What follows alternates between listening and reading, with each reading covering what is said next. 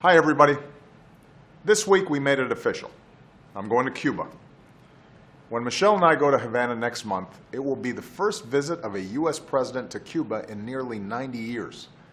And it builds on the decision I made more than a year ago to begin a new chapter in our relationship with the people of Cuba. You see, I believe that the best way to advance American interests and values, and the best way to help the Cuban people improve their lives, is through engagement, by normalizing relations between our governments and increasing contacts between our peoples. I've always said that change won't come to Cuba overnight, but as Cuba opens up, it will mean more opportunity and resources for ordinary Cubans. And we're starting to see some progress. Today, the American flag flies over our embassy in Havana, and our diplomats are interacting more broadly with the Cuban people. More Americans are visiting Cuba than at any time in the last 50 years. Cuban-American families, American students, teachers, humanitarians, volunteers, faith communities, all forging new ties and friendships that are bringing our countries closer. And when direct flights and ferries resume, even more of our citizens will have the chance to travel and work together and know each other. American companies are starting to do business in Cuba, helping to nurture private enterprise and giving entrepreneurs new opportunities. With new Wi-Fi hotspots, more Cubans are starting to go online and get information from the outside world.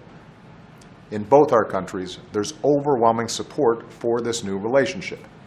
And in Cuba today, for the first time in a half-century, there is hope for a different future, especially among Cuba's young people who have such extraordinary talent and potential just waiting to be unleashed. My visit will be an opportunity to keep moving forward.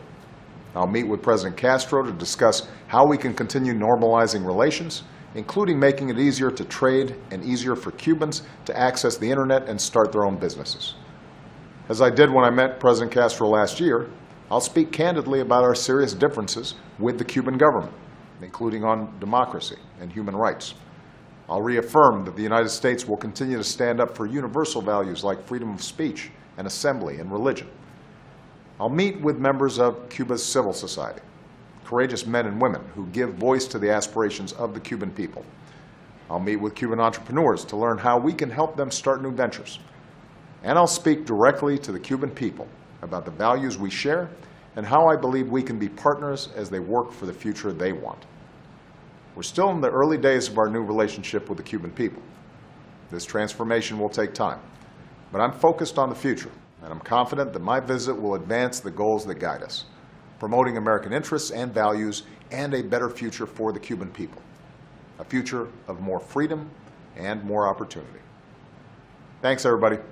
And to the people of Cuba, nos vemos en la Habana.